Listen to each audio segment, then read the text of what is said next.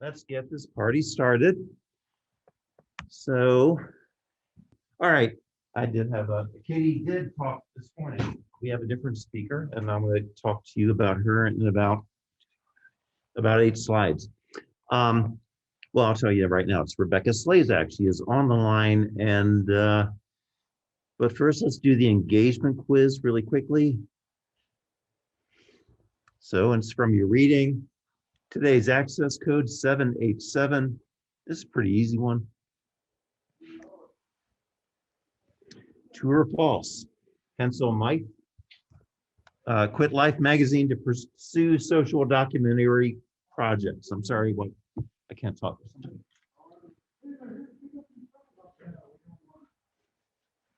And that is time, so I'm expecting that's not going to take you too much time. So I'm going to push through to give Rebecca, our speaker, as much time as possible. So, so today we had talked about watching the rest of this video, or more of the video that we saw on Monday. But I think it was that evening, actually. Was it that evening or was it yesterday? No, it was that evening. I was talking to Rebecca and helping her with some work. And I'm trying to get you more student work in front of you.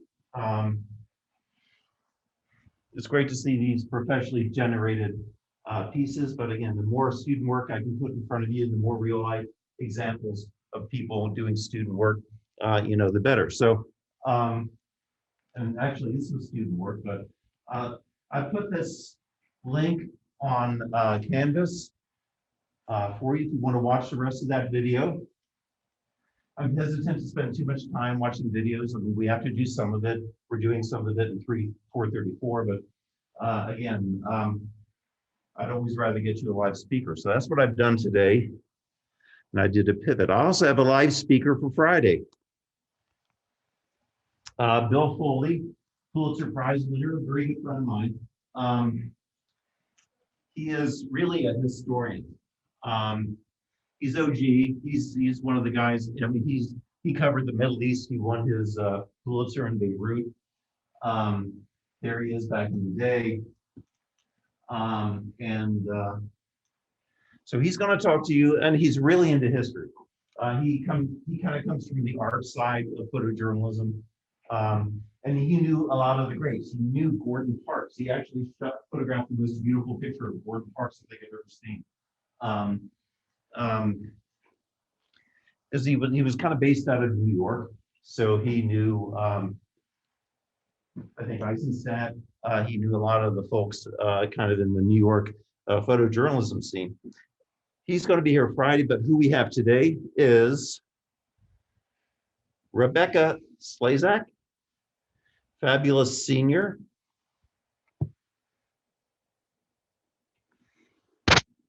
And I'm going to just kind of give the floor to her. She's on the line right here. So I'm going to let Rebecca take it over. And please welcome Rebecca. Okay, thanks, Martin. Sure. And thanks for asking me to share this project. So this last summer, I went to Alaska and worked on a project about surfing. Share screen. Martin, can you share your screen with me? Sure. Or Yep. enable whatever. Yep. Cool. That should be turned on. Cool. Thanks. Share screen. So can you guys see my screen? Yes. Okay, perfect. So I worked on this project about surfing. There's 2 edits of this project. I'll show you the first one and then I'll show you the second one.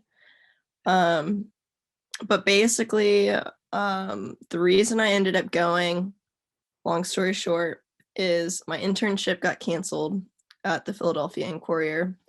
And then I interviewed somewhere else. I interviewed in Sacramento, and then they're like, no, we're going to someone else.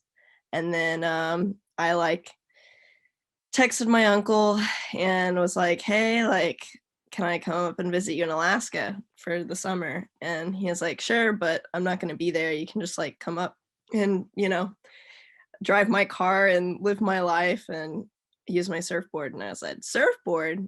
Surfing in Alaska? That's kind of interesting. I said, haven't heard of that. He says, oh yeah, there's some guys about your age who do it. And I was like, well, that would be worth, you know, the time. So we talked about that on like a Friday.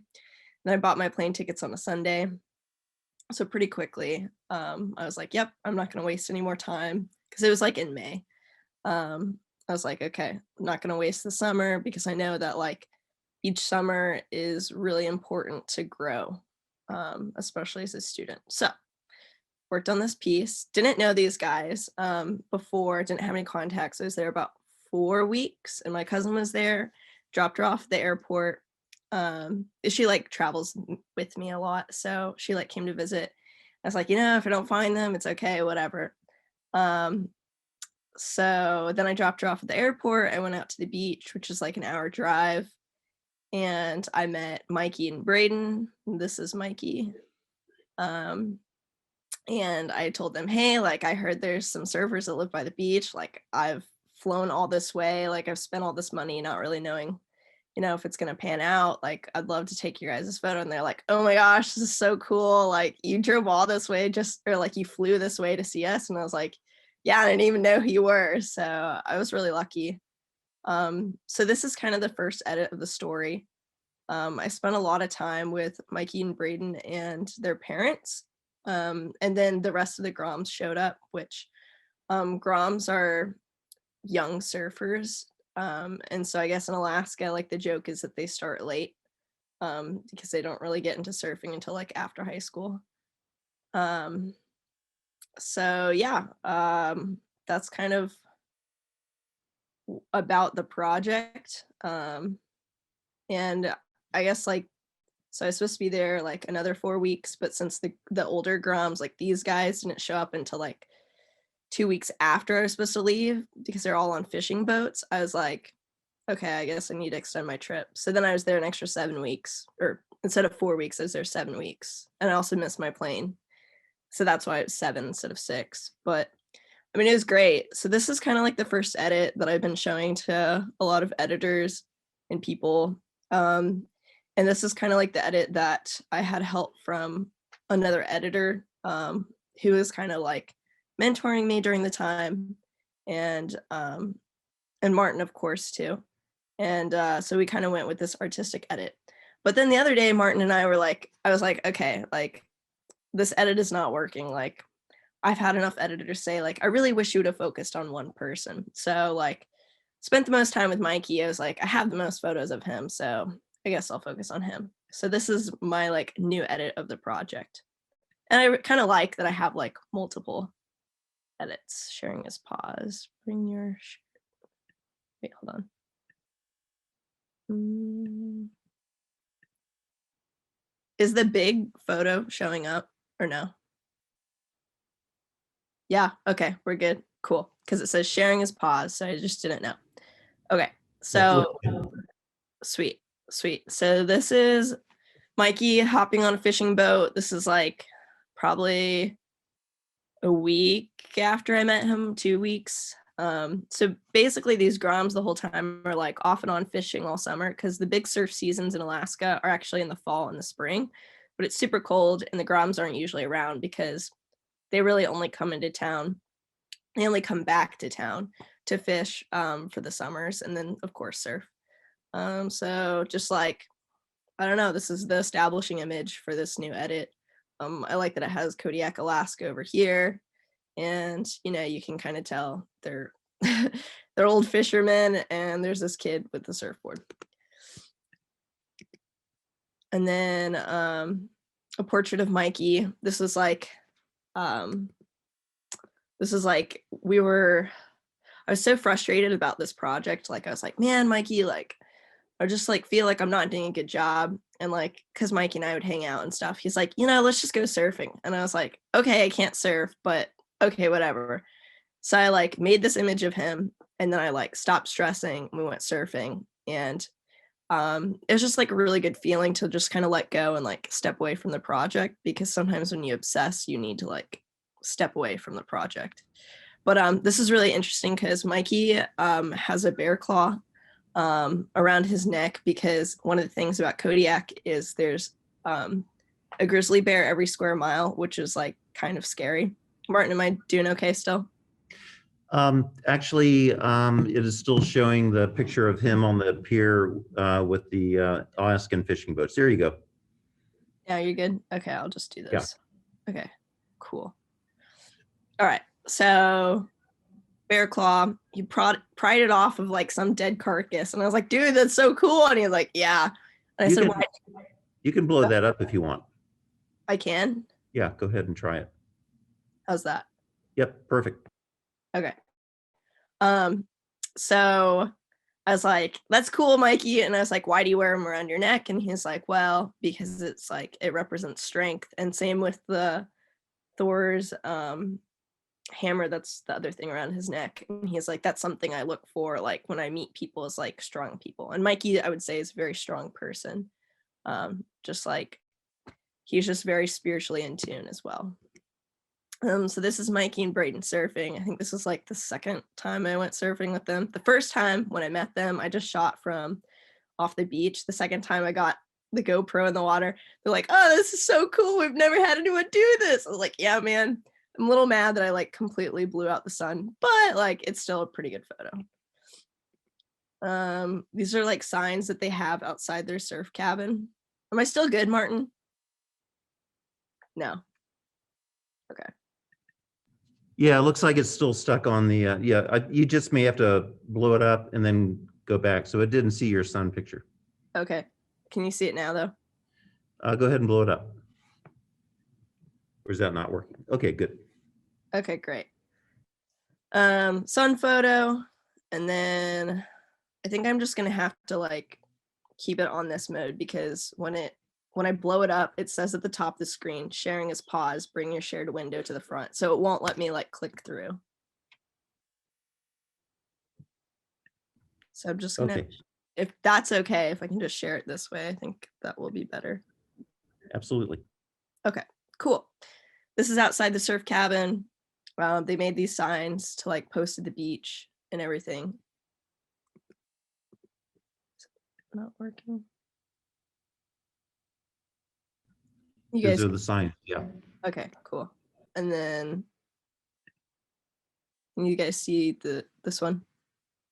The photos? It's not blown up yet. It's not enlarged. Okay. Now it is.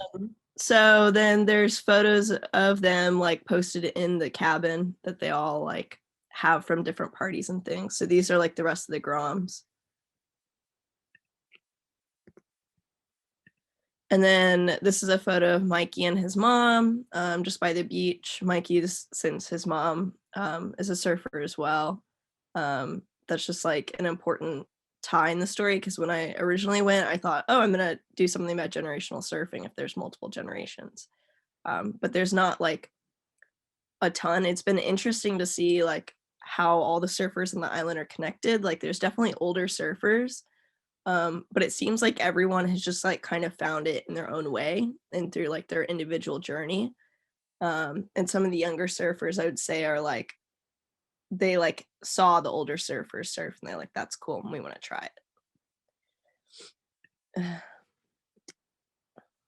And then just Mikey and Braden hanging out on the beach. I think this is like one of the first photo shoots and whatnot. And then this was after Mikey and I went surfing. There was a tsunami that was supposed to hit the island. It didn't, but it like really freaked me out. So this is just us waiting at like 11 o'clock at night, or maybe 8 o'clock at night. I guess like it doesn't really get dark until like 11:30 in July. And then I guess since this is shot in August, it gets darker sooner, but just kind of an interesting, weird thing about Alaska. And then a big thing for them is like partying. So like when they're all together, they all party at the surf cabin. So of course, shotgunning beers and like even hanging out with like friends that are not at the surf cabin. I will say like this image is like one of those controversial images. So like sometimes when you like photograph people, you run into issues with like them being okay with photographing certain moments, right? So like, yeah, they're totally like, yeah, you can photograph these parties. But then when I was going back through and like editing and saying like, oh, here's the photos I'm pitching, they're like, bro, like, don't send these, like, we're not okay with that. So like for me, this photo is like okay to like have on a website or to like publish in like competitions, but like nationally, I would not show it to a photo editor because of that reason. Like they've given me access and like I want to respect that. And if I were to go back to photograph the story, like some people have encouraged me to, I want to make sure I'm on good terms with them and like everything, like, you know, so that's important. Um, and then another party photo, just them at the beach. This is when Mikey's going away party.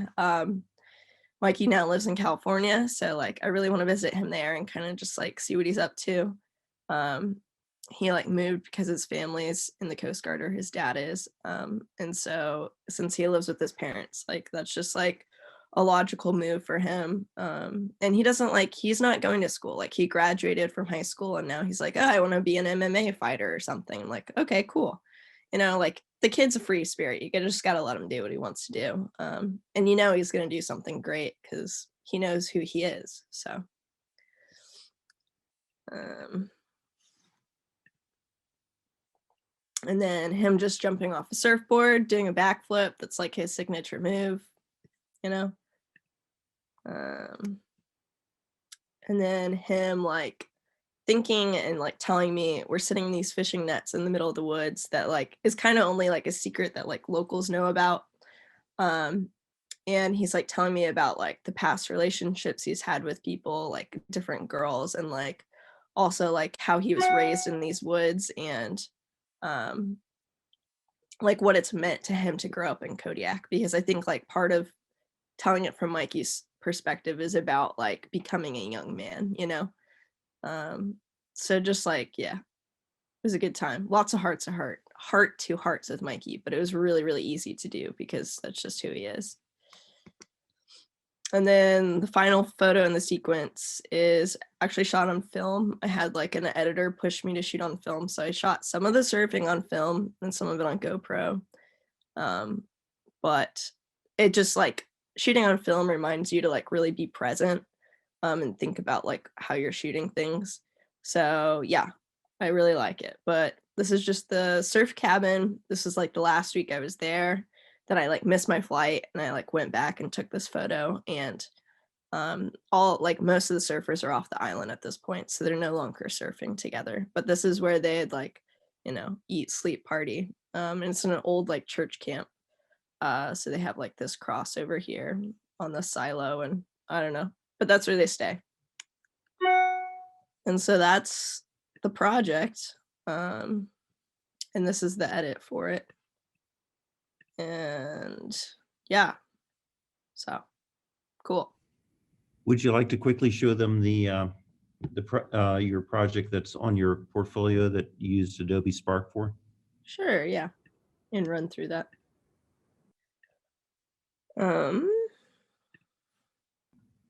It's a good example of kind of showing the different edits and also, you know, the effect that you get with the different platforms. Okay, it says my screen is shared or is paused. It's doing a weird thing on this side. Yeah. Nope. No, it's not. Can you see it? We still see the, actually unshare your screen for a minute. Did you share your desktop or did you share the specific app? There we go. Okay. How about now? Yeah, now we can see everything. Okay, cool. Sorry, I thought I like scrolled through this at the beginning of the project, but this is the other edit. So at the head of the Aleutian Islands, wildflowers bloom on the mountains of Kodiak, Alaska, offshore. Waves of cold water break, perfect for surfing. In this environment, the sport of surfing isn't passed down culturally. It is found by an individual as they journey through the space. A bond has been formed among a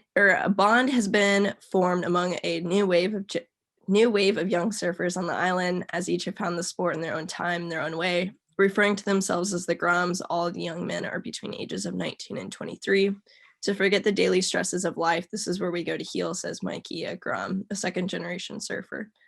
Fireweed plants bloom, signifying the endless summer of surfing has come to a close. At the change of each season, each Grom departs the island to return to school, fishing, or a journey elsewhere, but they'll be back still stoked for the next big wave. So, I mean, it's a very similar edit. And I like kind of edit it more so some of the digital shots look like they're on film. But it kind of more encapsulates like all of them. But like when you get feedback like that you need to like focus on one person, you kind of like change some stuff because you know that's what people want to see. And, we're going to talk about, actually next week, we're going to talk a lot about the narrative and the narrative approach and certain presumptions. But yeah, I think if it's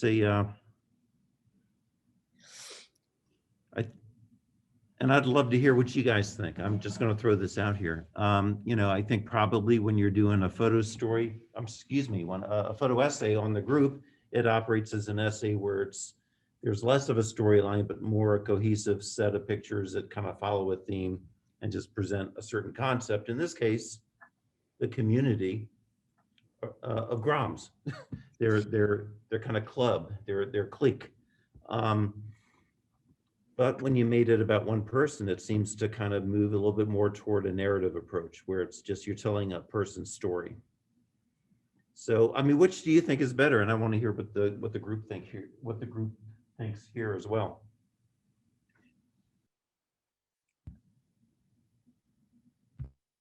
Like, what do you think about the value of going to one person versus telling the story of the community?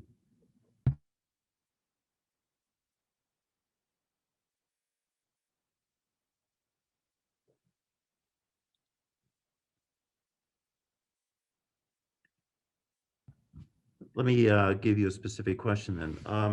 Which do you think is better?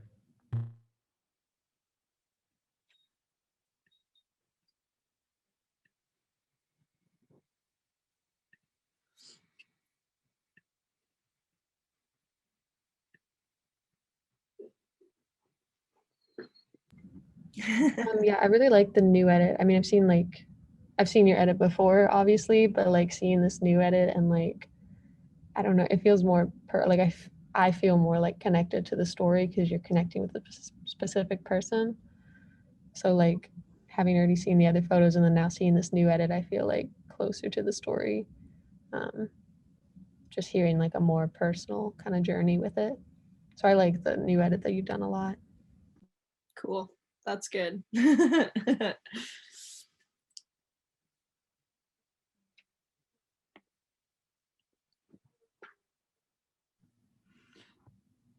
Did you, we could also talk about, the decisions that Rebecca and I were trying to make as we were working up a sequence. What should be the beginning picture and what should be the ending picture? We looked at the portrait with the bear claw as an opener.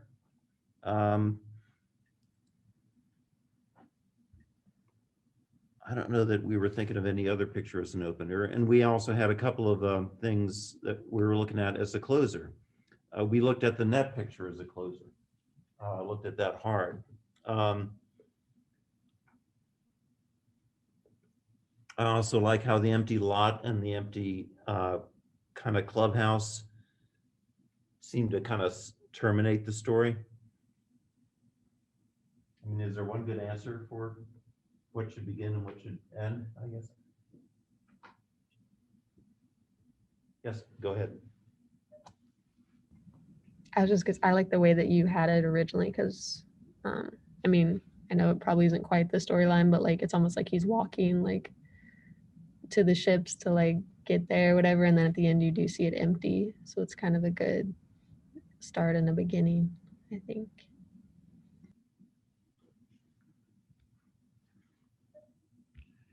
The pacing became an issue too. We have a tight shot here a very tight shot here, but a lot of them were fairly, that's kind of a scene setter. That's definitely a scene setter. That's about it. A lot of them were kind of medium length. It actually has a tight shot there. A lot of them though were kind of the normal medium length kind of lensing. So again, to try to have visual variety, keep the pictures grouped toward, party bros over here, a little surfing before we end it over here, a couple of, surfing sequences. So just trying to, again, trying to set up the narrative and have it be kind of self-evident and linear, right? So do you think you're going to try to go back and shoot this? I think it would be worth my time to go back and see, what other characters might develop, because I did follow Mikey. Like Mikey was kind of my in with everyone, because I was good with Mikey and Braden, really. Like I was able to photograph the rest of them. Whereas I feel like maybe they wouldn't have been as open if I didn't have that that trust or that connection with, two of the characters. So, now that Mikey's gone, maybe I follow Mikey and see what he's up to in California, but maybe I go back and see like what the older generation's up to. I like talked to a couple of them, interviewed a couple of them, but maybe there's something there. I don't know. I love Alaska. So yes, I want to go back to Alaska. Alaska's pretty awesome. Are there any questions? I didn't give you a 10-question assignment or anything, but do you have any other? One other thing we can look at is the story on Maria, which is, I think, a very similar story, where you had a bad situation during your summer internship. More about that. Rebecca did a freshman year summer internship that was working as a marketing photographer in not Naples. Was it Naples? No, Sarasota, Florida. I blend them. Yeah, so in Sarasota, and she was on the phone to me a lot in Zoom calls, and it was really, gnawing out her soul. And, we just figured out that, Rebecca needed a passion project. So she found somebody. Yeah, I think that's what you do when when you don't have anything else. When you're like, man, I don't know what to do with my time, like just go find a project and work on it, like don't sit on your ass, like do something. You can quote that. Sit on your ass. Do something. Yeah. So yeah, I mean, this is like after freshman year, I went because I knew like, there's a lot of like really good students out there. Some of them that have recently graduated that come to my mind that I like am friends with but compete with. Gabe Scarlett, Josie Norris, Alex Corman, all these people who probably graduated in the last year or two. And you look at their journeys, you look at, how did they progress through college? What can you do? How can you get to that next level? And I think that was like something that I was like asking myself, So after my freshman year, I was like, I have to have an internship. I have to be working on a project. Like I knew I had to do both of those things. So, I mean, you got to start somewhere, right? Okay. So I was telling like I was staying at like our family friends like to intern. So I was watching like 4 cats at the time. They had this like lady who'd come and clean. And I was like, yeah, like I really want to do a project, like I'm working for the city, like it's kind of boring, whatever. And she's like, you should meet my friend. Her name is actually Nancy, but I've given her the pseudonym name of Maria. And so they're like, you should meet my friend. And I was like, okay, great. Yeah. And she was like, yeah, this woman like is an immigrant, but she has come to the US for like a better life. I was like, wow, okay. That's kind of interesting. And she's like, she doesn't speak like a lot of good English. And like, so it's kind of like broken English, but like enough that we can like talk, So like, she's like, okay, I'll like invite you both over for dinner sometime and see if like she would be open to letting you like photograph her or whatever, tell her story. And I was like, okay, great. So we're sitting at this dining table, and I kid you not, like this woman is telling me about like how she came from Mexico as like a 13-year-old, like, you know, she was with a friend, they like hopped on they snuck in like some van, and then they had to walk like miles to the nearest town. It's just like insane. She's telling me this, and she's telling me how like her family didn't care, like how she was a black sheep, and how like her parents were basically going to sell her into like sex trafficking for money. She's telling me this, and like, you know, her kids are kind of off playing, and I'm just like, we're both just like crying at this point. Like, it's like, wow, like that's insane. Like your family does, like, I think about my family and I'm like, my family would never do that, you know, like, um, you know, we're just crying. Like and I think that was like the moment where it was like, okay, yeah, like there's this trust built of like empathy and like connection. And like, I think that's, you know, like when you go to like interviews and people are like, oh, like, how do you create closeness or empathy or trust with your subjects? And I think like you can do as much research as you want, but you got to be present. You know, you have to just meet them and connect with them and be a human first. So as we're talking and stuff, she tells me like, oh, by the way, like to make money sometimes, like I go to clubs and I sell like my body, or I like flirt with men or whatever and bring them home and they pay me. And I'm like, what? I'm like, so like in my brain, I'm like, as a freshman, like I'm like 19 years old, you know, I'm like in what world? Like I didn't know. Like it was just such a mind-blowing thing that it's like it's so hard to comprehend. I think that's what like a lot of the conversations with Martin were about, was like I really just couldn't process like that was what was happening to this woman to provide for her kids. Like it just like kind of blew my mind, you know. um so that was like a big thing about this story, is like just like growing as an individual, like through learning about otherworldly things, but like also just like understanding, like working on a project, you become a better photographer because you're shooting so much, and you learn about editing too. So it's just like, I don't really know what I'm doing, but I'm just gonna like shoot it. So like this was like the first time that I went down to visit them, or not the first time, this was like the first summer I had with them.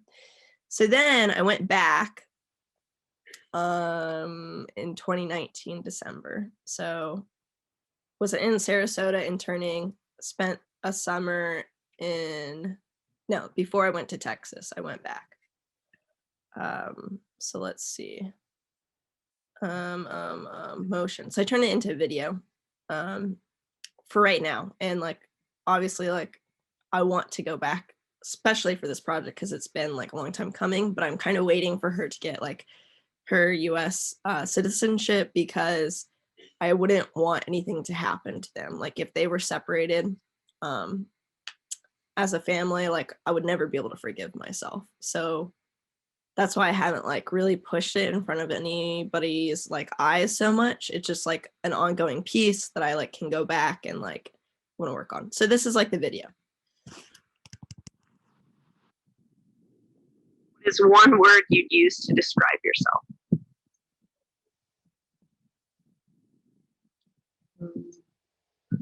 Successful. We decide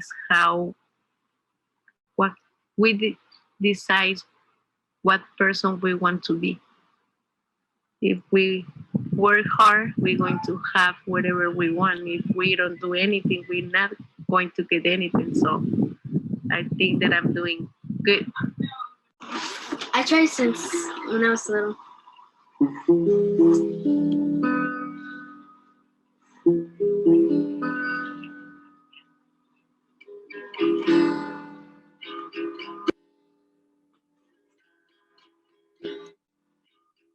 When I was little, one of my uncles here abused me.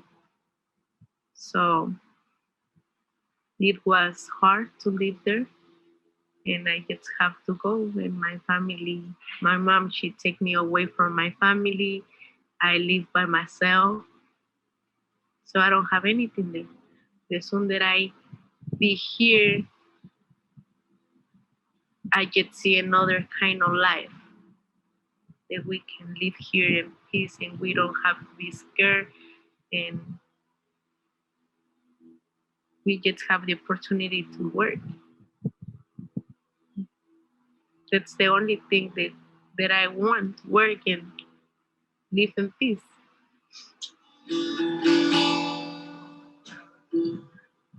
I dream from my children to help them to grow up and be better persons.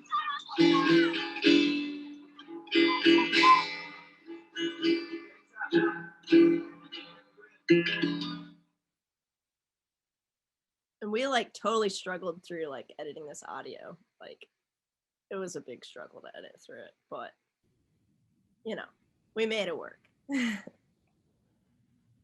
That's just a great, I mean, it's also a great example of the power of the two mediums. Well, and you know, in that video, you kind of blended stills with actual video, but the voice really comes through. And it's one of the reasons I really, really love video is it's just a way to kind of be very transparent with your documentary and just step out of the way and let the subject's own voice very literally come through.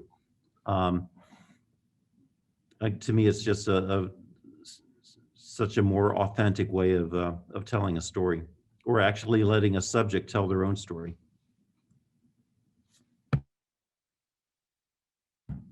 And I think, you know, kind of where I'd go with this is, I mean, both of these passion projects are an example of just kind of a way to respond to the headwinds that we all get.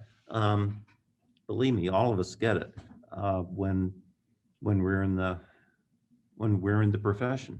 Not everything goes right, and you know, certainly last year, the Philly internship fell through. That other internship that you were talking to them, that fell through. I guess and then Sacramento was being super weird.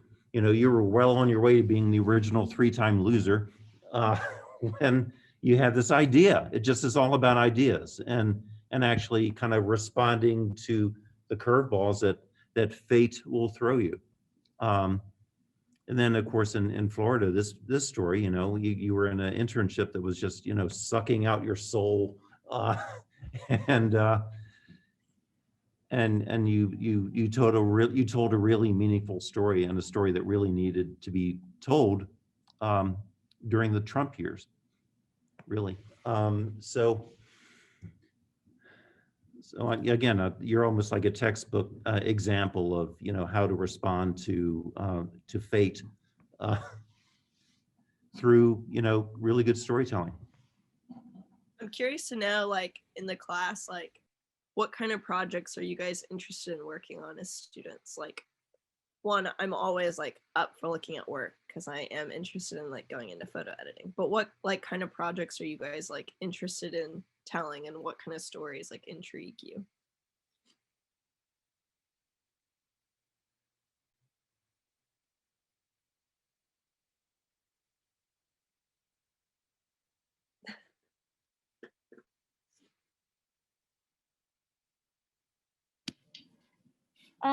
So I have an idea for an assignment that we have coming up later. There's a place, it's called Agape, and it deals with like therapy with horses for people. So like people with like special needs, or people like veterans who have like sort of like either are disabled, or like have more of like the mental sort of disability from war and things like that. I forget, I always want to call it HIPAA therapy, but I don't think that's what it is. But I've heard about it, and I've actually like gotten into contact with them about trying to go and like take pictures and stuff. There's some like HIPAA stuff, like HIPAA, like medical stuff, and then because they work with the hospital that I have to like get through. But that's like something that I'm really excited about if I can make it work. For sure, like HIPAA is definitely like a headache to get through. Rebecca, you can stop sharing your screen, and Cool. you can look at everybody here. Cool. Yeah, HIPAA is a headache to get through. But like if you find like a central character, or you like connect with someone outside, like if you find your character to follow, like sometimes you can get in as like a guest with them. So I've done that in the past. But like why are you intrigued by this story? Like why pursue it? So I grew up in a church, and we always did this event called Shop Wrap Serve Give. And so it was working with disabled adults who didn't have any families, and so or like their family couldn't take care of them or something. And so what we would do is we would like give them a Christmas. We'd like bring them in and like serve them dinner, and like buy presents for them, so then they got a Christmas. And so I think like I just have a passion for people with like, and I don't want to say I have a passion for people with disabilities, because like, but like it's one of those about, and again, and I don't want to say being a voice for the voiceless, because like they have their own voice, and I know they have their own voice. It's a cliche that shouldn't be using, but and it's just something that I feel very passionate about, I guess. And like I want to show people like how these things, like it always, like this event that we did at my church, it always just made me smile. And like you get to help them in a way. And again, I'm not like, I sounds like I have like a savior complex, and I promise I don't. But that's, I just have always been like passionate about helping people. Yeah, like a good way to say that, like I totally know what you're saying. A good way to say that is to like elevate stories visually, just to like phrase it in a different way. So I know what you're saying, but like that's just like a better way maybe to phrase it when you're explaining projects to people. Um but cool, like that's great. And like I love that that's something that you like grew up doing and like you want to pursue because of that, because I think so many projects like reflect like something we've done as a child, or like something we've been curious about, or belief systems or something, and pursuing that as we get older. I think that's great. What year are you, Megan? I'm a junior. Okay, cool. Yeah, definitely. Rebecca, I know that you also lead a strong life of faith. We've never talked about this that much, but in what ways does that inform your approach in terms of what you want to do with your visual storytelling? I think I think when people talk about like what projects are you interested or whatever in, I think it reflects a lot of what I'm interested in, like reflects my past, but also I'm just like freaking curious about everything. So like surfing is just like being curious, right? So like stories I'm interested in, like the reason I'm interested in immigration, in 7th grade I wrote this paper about how immigrants shouldn't be allowed into our country. Like they shouldn't be allowed to cross the border. We should build a stronger border. And my view is completely like switched because of working on this project, right? So like having that in-person experience completely like changed that. So I'd say that's with the Maria story.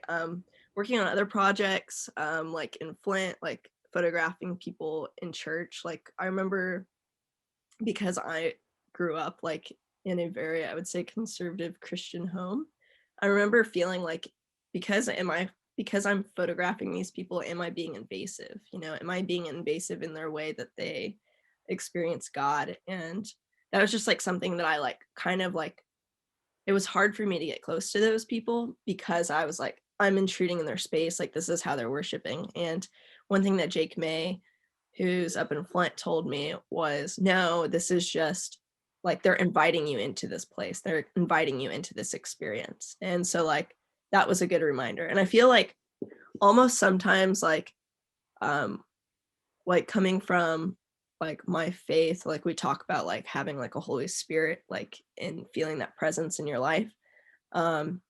And like I almost sometimes feel that when I'm photographing people or like doing really meaningful work, is like I feel that same like heart pull. So it's kind of just like, it's almost like for me, like photographing sometimes can be like a very spiritual experience. And I think it's different for everybody, but that's just like a weird thing about me. And it's a great high to have. So It's slow. It's when you're just in where it doesn't get any better. Yeah. Where you just lose track of time and you just completely are immersed in the work and what you're doing and in the mission. And I've always looked at, when I thought lives of faith were very important in Norfolk, Virginia. So we photographed a lot of religion, and Ross Taylor, of course, did a whole photo column on it. So we spent a lot of time in that space, and the way that and I certainly look at it is, in a way, you're celebrating with them. You're celebrating their walk and their journey of faith. So I think that's really important. And again, going back to what we talk about with the concerned photographer, and we're about to talk about it in 11 minutes when we get to the today's topic and one of today's topics in the intro class is that the concerned photographer is concerned certainly about social problems, but also concerned to tell the stories of human virtue and all the things that are going right with the human experience and the things that are worth celebrating. So it's two-pronged. It's not all, so far this semester, last couple of weeks, and it's really important that I brought you in here because you're telling stories of hope with your camera. These are two stories of hope. I perceive them. On Monday we were looking at domestic violence, and Friday before it was some really kind of dire stories about addiction and pathos. So it's good to see your stories of hope and the more positive parts of the human experience. So we're kind of out of time. Is there anything you wanted to say in conclusion, or? Send me your projects before you submit them for class. I'll drop my email here in the chat. Okay. I want to look at work. Have I linked you into the long form class? Is this not the long form class? Oh, I'm sorry, the long form class Facebook page. Oh, then I think I'm in it. I'll make sure that you are, because I'll post this video on there, in addition to posting it on Canvas. Yeah. After about 4. I want to look at work, and I want to help other Ball State students do good and thrive in everything. So that's a really important thing. I'm certainly here for you, and I think you all know that. But you're also here for each other, and there's a lot of talented people in the room that aren't me, and I don't want you majoring in me. So the names and the faces that you're looking at here every day are the ones that are going to follow you through your path and be your board of directors, your posse. So think of it that way. So yeah, I love that you're connecting and staying connected. Okay, so I got to open this door and let more people in. So Becca, thank you. cool. Thanks, Martin. You're the best. You're the best. All right. No, you are. Oh well. See you later. Bye. Bye-bye.